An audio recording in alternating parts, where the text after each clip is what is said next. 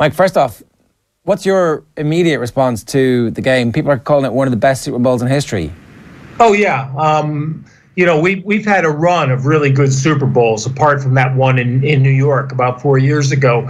And there have been some great games. But this is one of the few that was like a start to finish shootout. It was like two punchers going and throwing loads of punches from beginning to end. And that astounded almost all of us, because you would have thought in such a situation that the Eagles defense would at least be able to step up. You could see scenarios where the Patriots defense would give up lots of yardage, but maybe not so many points. But it was like watching two really well-oiled offenses just have their way with the defenses. When you consider that both teams had absolutely sensational defenses, especially over the second half of the season, that was kind of shocking in some ways. And why did that happen, or how did that happen? Was it simply the quality of the offensive coaching and the play calling and the play? Like, how did all of this happen in the biggest occasion?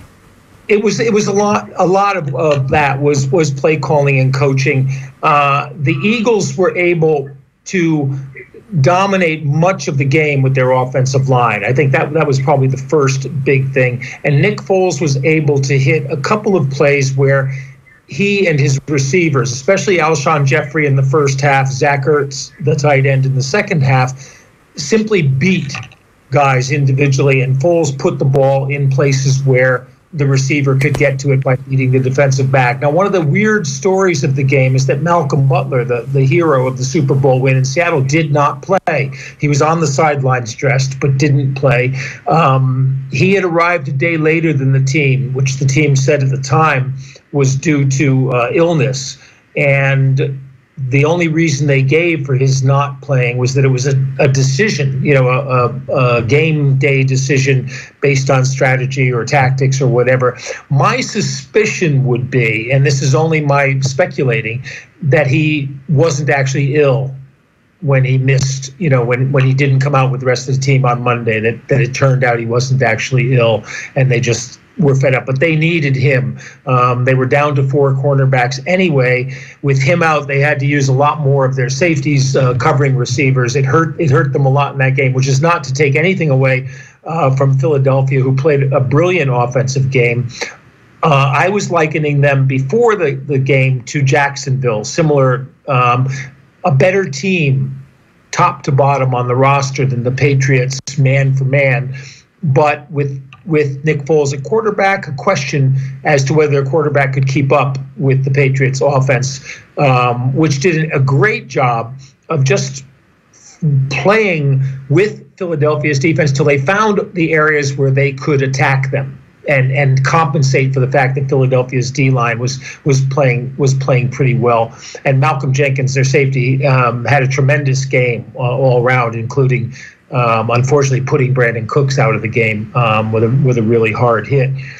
And I just thought that in those circumstances, the Patriots just came out and, with formations, schemed to get the matchups that they thought they could win. They just weren't as spectacular as the matchups that the Eagles were winning. We should talk about the trick plays, the 2 trick plays, particularly in the first half. The one where both coaches scheme their quarterbacks to be receivers. Tom Brady drops his pass in the open field and Nick Foles catches his in the end zone. And I mean, look, you can't say that's the difference between the two sides at the end, but ultimately the trick play on 4th down works for the Eagles and it doesn't in the circumstances for the Patriots. If you were to be asked beforehand, you've got to pick one of these two teams to successfully execute, everybody is going to pick the Patriots. Yeah, and then the Patriots worked the play pretty well. Danny Amendola, who wound up throwing the pass, was a little off balance when he threw it. Brady just couldn't stretch out and keep it in his hands, or if he had, he would have probably been close to a touchdown. He runs so slow, you can't actually guarantee that he would have beaten him again. And that came right after Cooks left the game, and you're sitting there asking who's going to take his place for the Patriots. When the Eagles did it down the goal line on 4th and 1, I had no doubt they would go for a touchdown on 4th and 1 in those circumstances, knowing Doug Peterson, the coach, and not doing what Jacksonville did against the Patriots, which was to take their foot off the pedal somewhat. But this play was unlike the Patriots, which was kind of normal deception, this one took deception to the play acting stage, where Nick Foles was literally standing behind a tackle, adjusting his belt or checking his phone or something like that, and then just casually drifting out into the flat where Trey Burton, who's at another end like Amendola, threw the pass to him. And it was audacious to come back with, the same kind of trick play, a pass to your quarterback, that the Patriots had just tried. And obviously the last thing they ever would have considered. And one of the problems with defending is that you generally don't have anybody assigned to the quarterback.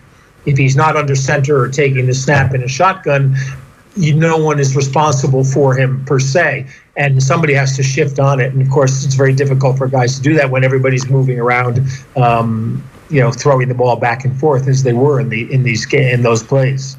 I don't want to sound wise after the fact, Mike, but can we look back on those two trick plays and look at what Eagles have been doing all season in terms of going for things when potentially they might not have done under a different coach? They've had, I guess, it's just been ballsier really than other teams to go for things on fourth downs, especially throughout the entire year.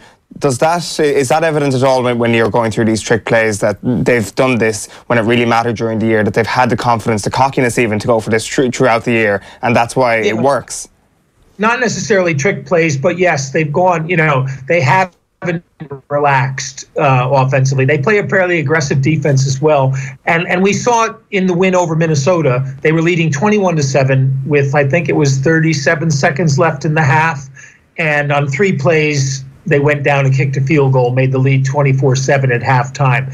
And on the same day, Jacksonville, with a 4-point lead over New England, had 55 seconds and 2 timeouts and took knees and didn't try to put points on the board. And when you're, in any game, really, you're trying to win rather than avoiding trying to lose or trying to avoid to lose.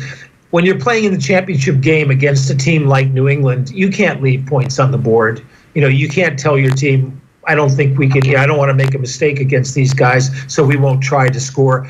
By doing those kind of plays, what you're telling them is, I have faith in you. I have confidence that you guys can score. You're a better team than they are. And I think that was, in one sense, a really key play, maybe the key play of the game. Is this the end for the Patriots dynasty? I mean, I know everybody is loath to write them off, but you get to a point where you can only reach this level so often. And I know he had a massive number for his yardage, but Brady didn't seem as Brady-esque in various key moments in the game. No, I know what you mean, and part of that was down to the to the rush potential that the Eagles had. They hit him a lot in the first half. They got to him a lot, late, but they were still putting him on the ground, which is part of the strategy.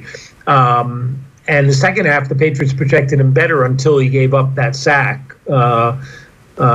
which changed, which basically changed the whole game. And after the sack, of course, they were getting to him because they knew he had to throw the ball deep, and it's one-dimensional. With the rumors we talked about a couple of weeks ago about the feud between Kraft and Belichick, Kraft protecting Brady, keeping him with the team, Belichick's losing his 2 coordinators, maybe his offensive line coach as well, maybe his special teams coach as well. And the business with Malcolm Butler leaves a kind of sour taste at the end of the season.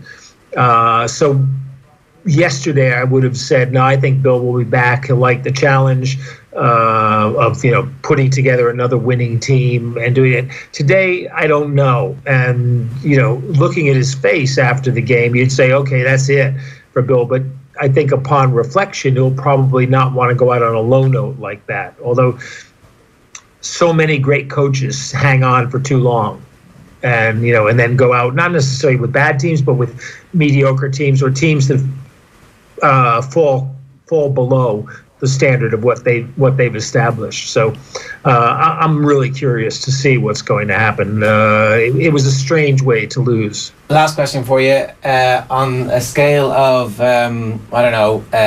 Gaga to Prince, how was the halftime show?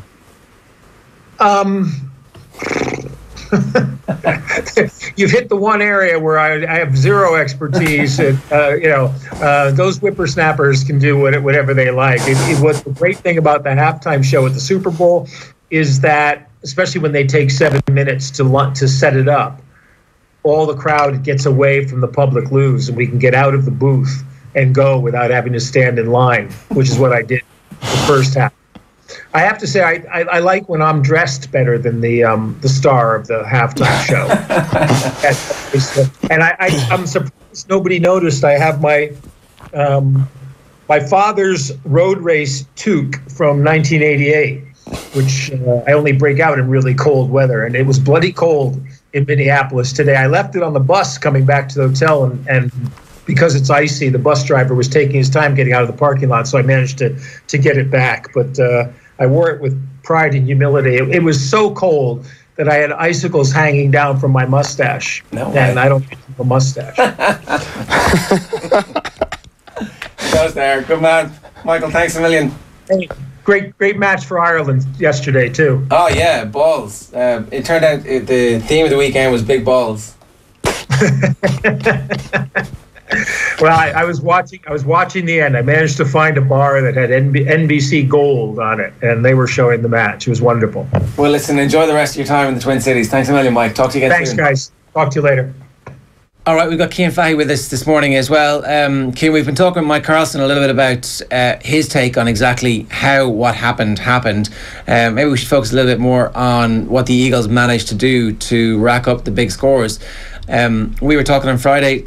At that point, it was like Nick Foles isn't a great quarterback. Nick Foles isn't a bad quarterback, it turns out. He was able to put some balls into tight spaces that maybe we didn't think he was capable of. Is that the difference here between other teams this season, that they had a functional quarterback who was able to do stuff? Or what the hell happened? No, I think he made some very good throws. That touchdown to Alshon Jeffrey was an outstanding throw. Jeffrey being such a big receiver is a very helpful thing. He had another throw over the middle. I think it was to Nelson Aguilar in the fourth quarter, which is another outstanding play.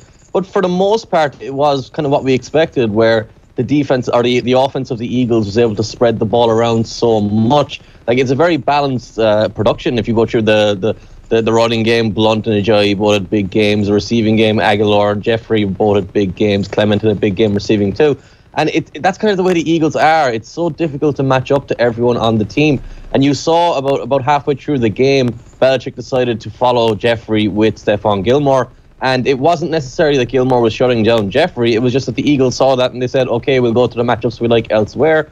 And that's kind of just how talented that offense is. I think Nick Foles got the MVP. Obviously, we tend to give the quarterback the MVP for the game. But I think that was more because there wasn't a standout offensive player, and obviously nobody on defense stood out, so you kind of just end up defaulting to the quarterback at that point.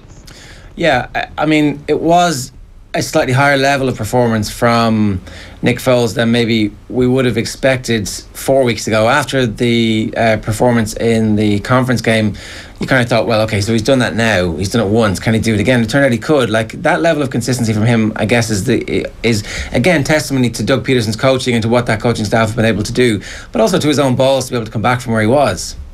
Yeah, I think he's played the best football of his career, which, if you're familiar with Nick Foles, may sound a little bit crazy because he had that 27-2 season, but most of that season was luck. I wouldn't call this lucky. I don't think today he had crazy plays where he threw the ball to defenders and it bounced in the air and went to his receiver somehow, like he even had against the Falcons. I do think he played quite well overall. We tend to just kind of focus on the quarterbacks a little bit too much. I think one of the big keys, though, and I know it's getting a lot of praise right now, and Doug Peterson is getting a lot of praise right now, but I do really think he deserves it because he went into that game knowing that he had to win it on offense and that he had to be aggressive and force plays. And you saw it with that trick play to Foles for his receiving touchdown, where most coaches there, if you go to the Gus Bradleys, go back to the Jacksonville Jaguars championship game, they had 55 seconds left in the first half and they took 2 kneel downs, and the Patriots eventually won a close game. Peterson went into that game and knew, even with his backup quarterback, even with Nick Foles, I'm going for everything I can here. Obviously they kicked field goals at times when they had to,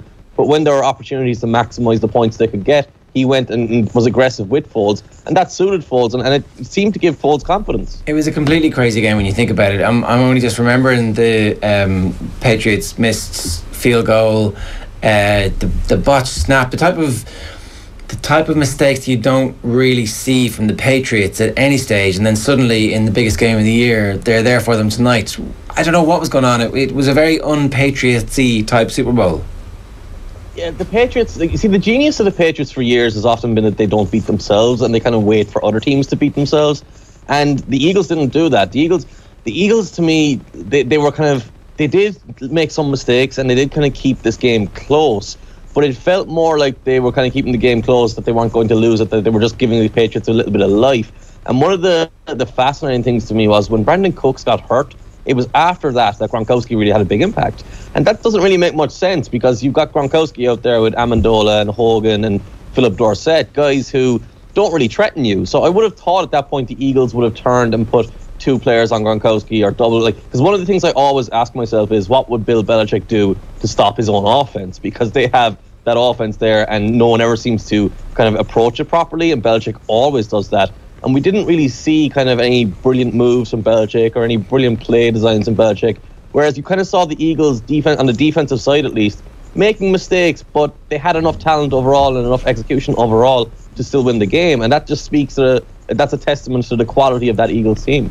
Is it fair to say that the Eagles didn't really tap into the Super Bowl hype in terms of managing this game? As in, it's a little bit unfair on Falcons last year, but they didn't do a Kyle Shanahan, so to speak. They treated it like any other game, and when they needed to go for an extra point in the first half, like, they didn't execute it properly, but they went for it, and they didn't have any problem with that. They didn't see this as an unbelievably important moment in their destiny, that this was just another game. Is that fair to say in terms of how they approach this game, like this fearless attitude to taking on the Patriots?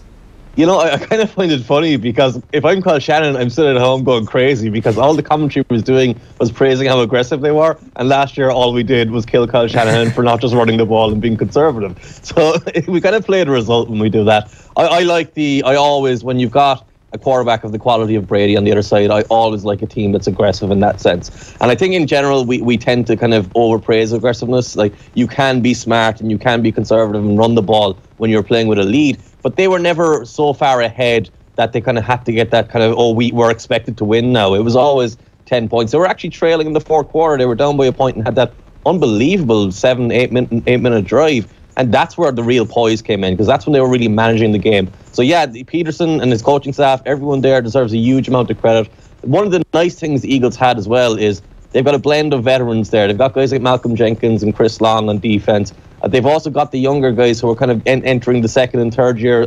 Like, obviously Carson Wentz is hurt and Nick Foles has been around for a while, but they don't really have really young guys who they rely on. I think Derek Barnett is a rookie who recovered the fumble at the end, but the key players they have were older, experienced players. They weren't old players, but they've been around enough to not panic in big moments. The other thing that they did was they largely built this team not through the draft the way traditionally teams, the great teams have done, but they actually completely recast it and built significant key parts through free agency, which really means that the league is wide open. This is a team who had a losing record last season and they go to the Super Bowl this year. It does mean that you can pretty much, if you are managed properly and do the free agency thing properly, then you can actually become competitive really quickly in the league. This is one of the big myths with the NFL. Kind of drives me a little bit insane. You say build through the draft, but if you go back through all of the recent Super Bowl winners, the Denver Broncos, half of their defense is built through free agency. The Seattle Seahawks became dominant with they signed Michael Bennett and Cliff Averill in free agency, as well as adding Percy Harvin didn't necessarily work, but it was a part of that Super Bowl team and he played a big role in the game itself. The Patriots won when they signed Darrelle Revis and Brandon Browner in free agency. Every team does this, and you have a team like the Packers who have Aaron Rodgers on their roster and they refuse to spend money on outside free agents, and they're kind of lagging behind a team like the Eagles who are maximising their roster by exploring every avenue. They trade for J.J. during the season, so it's not just free agency as well. They just generally they make smart moves. They don't care where they're coming from. They're aggressive when they need to be aggressive. They're cautious when they need to be cautious, and they deserve a lot of credit for the roster they've built. How much does this tarnish the legacy, the Belichick Brady legacy? The Malcolm Butler story is going to be a key one over the next couple of days. People wondering why the hell they didn't pick him. I found that interesting, but I think if you follow Belichick and how he's managed his cornerbacks, like, that's not unusual. He plays matchups. He does not just start the same guys all the time. Eric Rowe is there, who's actually a former Eagle. He has been inactive at times when he's been fully healthy, and it's not been because of his performance, it's because of the matchup with the specific receivers. That was kind of why it was confusing that Gilmore wasn't following Jeffrey from the very start, because normally that's the kind of thing he would do. Gilmore's a big tall receiver, or Gilmore's a big tall cornerback, Jeffrey's a big tall receiver. This isn't the Patriots have been to what 7, 8 Super Bowls or something at this point with Belichick and Brady. This one is long past the icing on the top of the cake for them. I don't think the Butler thing is going to hang around. I don't think that this loss is going to hang on them. Brady threw for over 500 yards, so he's not going to get any criticism. And he played generally quite well. He had a tough game, or a tough matchup in terms of the quality of the defense he was facing. So some of the throws he had to make were really impressive. Belichick is still solidified as the best coach ever, so that's never going to be a concern. What happens to Nick Foles now, Cian? Well, he's under contract next year, and I as much as the Eagles are celebrating how much they're happy and how much they'll be delighted with him, I don't think they're going to do him that favour of leaving him out of his contract. They're going to keep him, and he's going to sit behind Carson Wentz, especially when you've got a mobile quarterback who relies on his athleticism, like Carson Wentz, coming off an ACL tear. So they'll be delighted to keep Nick Foles for a year. Maybe they'll get trade offers. You just saw Alex Smith got traded. But Alex Smith was a starter. It's not like you were taking someone who hadn't been playing recently. And if you have seen Nick Foles over his whole career, you would really call this the short or the minority part of his career. You would not call this exactly what he's done overall. Overall, he's not been a good quarterback. So it's a kind of bit like Case Keenum in Minnesota, where you're buying into a hot hand for a couple of weeks, and I think you'd probably be snake bitten if you did try and make a big trade for him.